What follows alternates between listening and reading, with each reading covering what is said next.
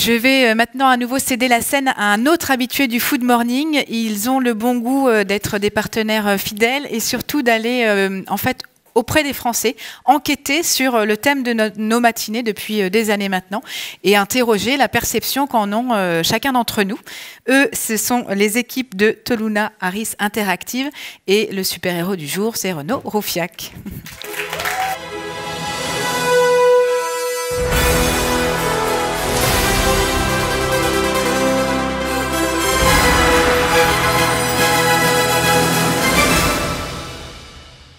Donc bonjour à toutes et à toutes, on est évidemment ravis d'être là comme chaque année. Alors nous, notre super pouvoir en effet, c'est de faire parler les salariés, les Français et les citoyens. Donc aujourd'hui, CB News WPP nous a demandé de faire ce sondage autour des super pouvoirs. Donc avant de commencer et de rentrer dans le dur, quelques éléments de cadrage. On fait parler les citoyens, donc l'intention de vote 2022, présidentielle, les raisons de vote. Vous voyez que le delta entre les élections de 2017 et 2022 ont progressé le delta 21 points au sujet du pouvoir d'achat. C'est devenu la thématique principale de la dernière élection présidentielle. Donc, quid des prochaines élections? Juin 2024, les européennes. 2027, les prochaines élections. J'ai aussi été chercher quelques informations de notre baromètre international. Alors, on a le super pouvoir aussi d'interroger des consommateurs dans le monde. On a quelques données que vous pouvez reprendre. Le constat général, alors oui, on est pour l'optimisme, mais le constat général aujourd'hui, il est plutôt sur l'inquiétude. On a 39% des gens dans le monde qui sont inquiets par rapport à leur sécurité financière. Vous avez le petit drapeau français pour voir les Français, on est 29% d'inquiets. Cette inquiétude, elle n'est pas nouvelle. Donc c'est aussi à vous, les marques, les industriels, d'essayer de changer la donne. Parce que vous voyez que ce baromètre, on est sur la 23e vague du baromètre, vous voyez que l'inquiétude, elle est constante, qu'elle soit sanitaire, conjoncturelle ou liée à des crises énergétiques. On reste à peu près à une inquiétude qui est stable, 39% dans le monde, 30% en France. On a demandé aussi dans ce baromètre international, donc là vous avez les chiffres mondes et vous avez que le drapeau français un petit peu, désolé, il y a un petit problème d'affichage, mais en gros, quels étaient en gros ce qu'ils allaient faire. Donc vous voyez le top 3 en France, réduire les achats non essentiels, 51%. On est dans le contrôle, on va se tourner vers les marques moins chères et on va acheter plus de marques distributeurs. Ça, c'est vraiment un constat qui est très prégnant en France, mais aussi pour tous les consommateurs du monde. Enfin, qu'est-ce qu'on va faire plus et qu'est-ce qu'on va faire moins? Donc, je vais reprendre un petit peu l'optimisme de Foodwatch. Voilà. Qu'est-ce qu'on va faire plus? Prioriser ma santé et mon bien-être, manger sain, faire du sport. À l'inverse, on va essayer en tout cas de consommer moins de nourriture industrielle, moins d'aliments sucrés et moins consommer de boissons alcoolisées. Tout ça, aujourd'hui, il y a eu des répercussions. Si on prend les derniers, évidemment, moins consommer de boissons alcoolisées. Donc, le monsieur de Piper est parti malheureusement. Mais les marketeurs, aujourd'hui, ils ont récupéré ça. Sur quoi ils sont aujourd'hui dans les boissons? On part sur tout ce qui est des offres de no alcool ou de low alcool.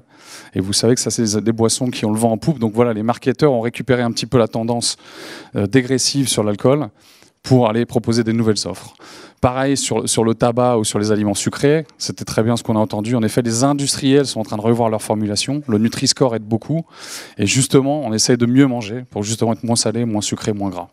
Et à l'inverse, la santé bien-être, qui est la thématique principale qu'on va faire plus dans le monde, 27% des Français qui nous disent ça, et également une explosion en France avec tout ce qu'on voit dans l'automédication, les alicaments, des choses comme ça. Un peu d'optimisme ou pas, vous voyez qu'on est très segmenté. On est sur vraiment une société fragmentée aujourd'hui. Quand on leur demande s'ils sont plutôt en amélioration de situation ou en dégradation, c'est très partagé. On a 37% des Français qui nous disent que leur situation va personnellement se dégrader. Donc voilà le contexte. Donc, je vous incite à prendre ces données vraiment de cadrage, à les garder en tête et essayer de changer la donne sur un contexte qui n'est pas facile. Donc on rentre dans l'enquête qu'on a réalisée pour CB News WPP. C'est une étude classique, online, 1000 interviews. C'est du NATREP, donc on parle de français.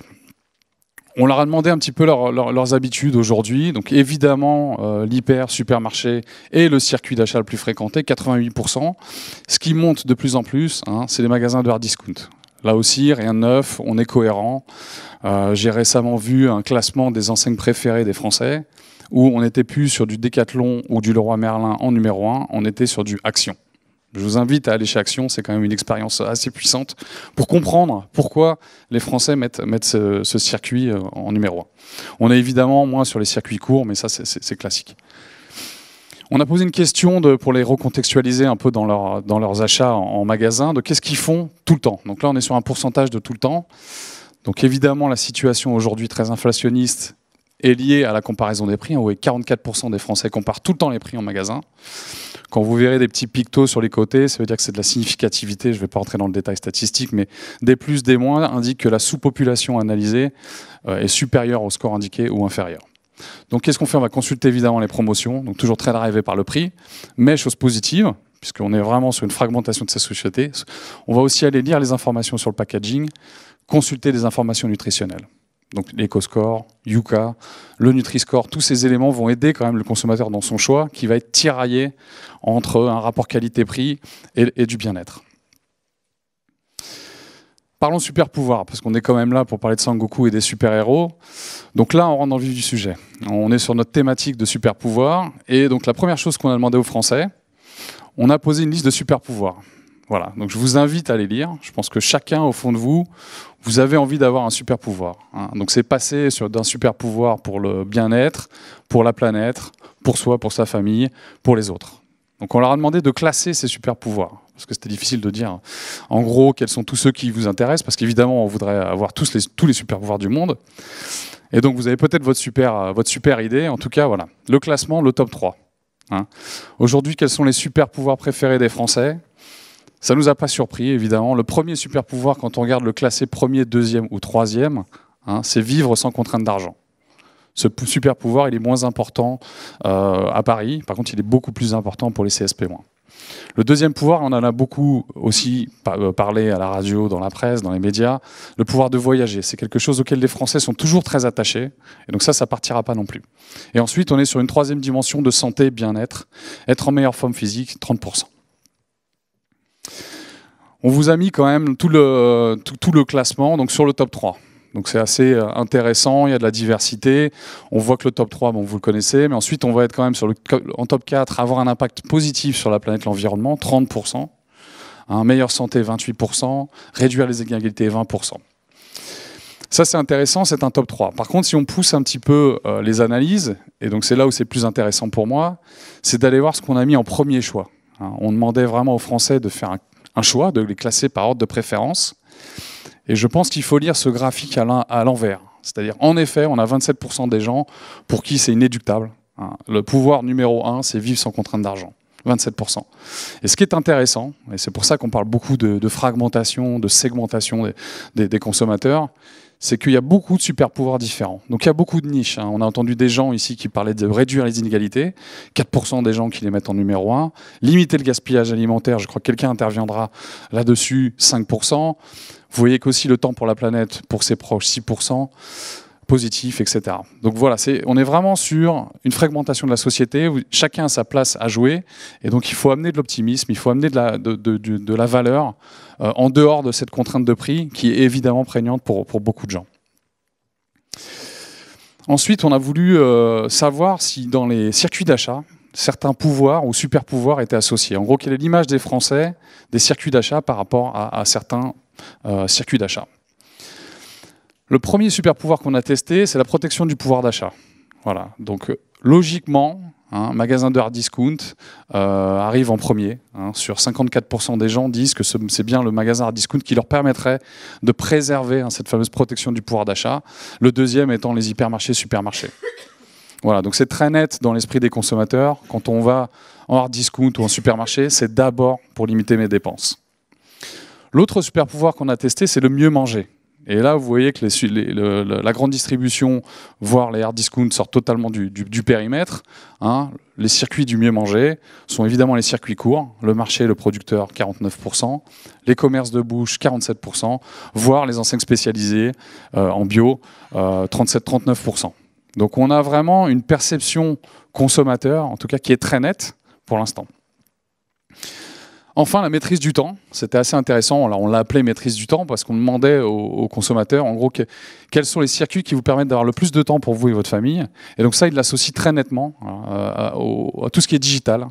Donc aujourd'hui, si vous proposez des produits sur ces circuits, c'est très important en termes d'expérience d'utilisateur de voir si en effet on gagne du temps et que en même temps ça permet de limiter les dépenses. Donc tout ce qui est drive, site internet, voire applications sont associés à ça. Donc le bilan de cet exercice, il est que la cartographie, alors désolé c'est une analyse statistique mais c'est important, les super pouvoirs des circuits sont très bien nets dans l'esprit des consommateurs. Vous avez le prix, vous avez le bien-être, vous avez le temps et vous avez globalement le réconfort. C'est très très net auprès des consommateurs. Ensuite, et là c'est un peu surprenant, on a été interrogé donc de manière spontanée, parce que c'était difficile de mettre une liste de marques arbitraires. En gros, quelles sont les marques aux Français qui proposent ces différents super pouvoirs? Et c'est là où ça devient intéressant, parce que j'ai moi-même été très surpris des résultats. Donc quand on parle de les marques qui proposent des produits de qualité à un prix accessible. Donc le nuage de mots, c'est vraiment c'est du verbatim consommateur. Voilà, on a repris les réponses des gens.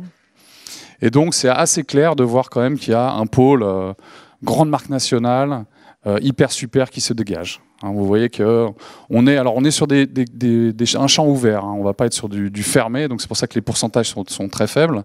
On n'a pas voulu imposer de liste encore, mais vous voyez qu'il y a quelque part une confusion. On va vous mettre des grandes marques, de la marque distributeur, marque repère c'est Leclerc.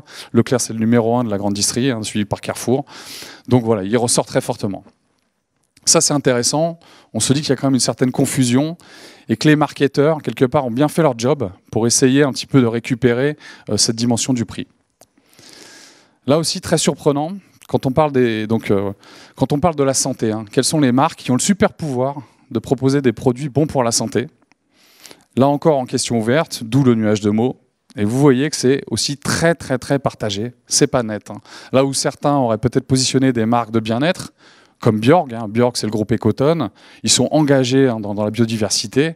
Donc, ils sortent en premier à 15%, mais derrière, vous avez des mastodontes comme Danone ou Nestlé qui aussi travaillent bien le marketing et qui sont très bien positionnés sur cette dimension de la santé.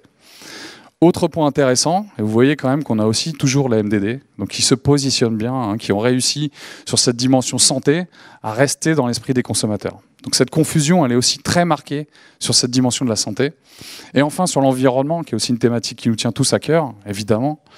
Vous voyez que Bjorg ressort en numéro 1, mais là encore, on est sur de la confusion, puisque l'image n'est pas très nette. Très clairement, on va vous dire du Biocoop, Alpro, c'est le groupe Danone sur une marque qui propose des produits végétaux, du lait végétal, des marques de distributeurs et des blockbusters. Donc on est vraiment sur une confusion totale en termes de super pouvoir des marques. Pour finir, quelques chiffres rassurants et stables, puisqu'on sait que tout le monde est un peu friand de chiffres, et il faut s'appuyer là-dessus. Donc ça date de fin septembre 2023, donc vous pouvez évidemment les réutiliser dans vos prêts. On est toujours, et ça c'est stable, 73% des Français aiment cuisiner. Et le chiffre plus intéressant, qui sera peut-être celui à retenir, 83% disent que bien manger est cher. Donc beaucoup de gens reviennent sur cette thématique-là. Ce qui a un impact au final sur le changement de magasin. Il y a des changements de comportement. On parlait des hard discounters. Je crois que tout ce qui est explosion du nombre de hard discounters n'est plus approuvé. On en trouve partout. Les super pouvoirs de s'informer. Donc on a posé quelques items. Évidemment, il est important de surveiller son alimentation. En même temps, souvenez-vous que c'est cher de bien manger. Je fais attention à diversifier, oui. Et je regarde attentivement la composition des aliments que j'achète 63%. Ça fait écho, on en a parlé tout à l'heure, à Nutri-Score. Nutri-Score qui prend de plus en plus d'importance. On rappelle que le Nutri-Score n'est pas forcément obligatoire aujourd'hui. Il y a beaucoup d'associations qui voudraient justement que toutes les marques communiquent sur le Nutri-Score. Donc oui, on le consulte quand il est là, et oui, il a de l'impact. Donc là, on est sur de l'optimiste. Voilà. Plus les marques changeront leur formule, on a beaucoup travaillé avec des industriels de la grande distribution et de l'alimentaire pour justement travailler ce Nutri-Score et voir que ça a un impact. Donc on vous incite aujourd'hui, évidemment, à changer vos formules. On avait testé aussi l'EcoScore, c'est juste une petite parenthèse, on ne pouvait pas tout présenter. Donc l'EcoScore, c'est un autre label qui pourrait apparaître, qui est plus large encore que le Nutri-Score, mais qui est très peu connu, mais qui là également pourrait avoir un impact sur le changement des pratiques alimentaires des Français. Enfin, on était sur le voyage, on a beaucoup parlé aussi de diversité de culturelle, on a vu Maurice Sacco tout à l'heure. Donc oui, 83%, le moment du repas m'aide à partager un bon moment avec ma famille et les amis. Oui, c'est toujours un bon moyen de découvrir une nouvelle culture. Et enfin, on peut voyager avec la nourriture. Donc oui, la food a énormément de super pouvoirs. On est dans un contexte contraint. À vous, les marques, de jouer le jeu, d'essayer d'aller sur les super pouvoirs numéro 1 des différents Français. Il y a plein de choses à jouer en dehors du prix aujourd'hui. Il faut aller chercher sur le bien-être, il faut aller chercher sur l'environnement, il faut aller chercher sur la famille, il faut chercher sur des valeurs comme ça pour sortir un peu de cette problématique prix qui nous obsède un peu tous. Donc voilà, ce qu'il faut retenir de cette étude, on est évidemment 27% des Français qui ont mis le super pouvoir de vivre sans contrainte d'argent. Si on fait le cumul de tous les autres petits super pouvoirs, vous voyez qu'en 18% on peut arriver sur impact positif sur l'environnement, manger sain, limiter le gaspillage alimentaire. Il y a une vraie thématique sur ce sujet. L'image des circuits, vous l'avez vu sur le mapping qui résumait, est très nette. Quand je veux aller chez Aldi, chez Leclerc, Carrefour, je sais pourquoi j'y vais. L'image des marques, en revanche, est totalement brouillée. Et ça, c'est vraiment important d'un point de vue agence d'essayer de se distinguer un peu plus. Parce que voilà, les MDD ont rattrapé les marques nationales sur certains sujets. Et les micro-marques, les marques locales sont aussi un peu perdues là-dessous. On connaît tous qui sont les gagnants perdants de l'inflation en ce moment. Et voilà, rassurons-nous sur oui, les Français aiment toujours cuisiner. On l'a vu tout à l'heure, ils cuisinent de plus en plus maison. Mais malheureusement, manger bien coûte cher pour 83%. Donc voilà ce qu'on pouvait dire avec cette enquête dans un temps un peu limite. On aimerait bien en discuter avec vous. N'hésitez pas à venir à la pause discuter avec nous. Voilà. Merci beaucoup, Renaud. Merci d'être parti sur le terrain. Je récupère ça et ça.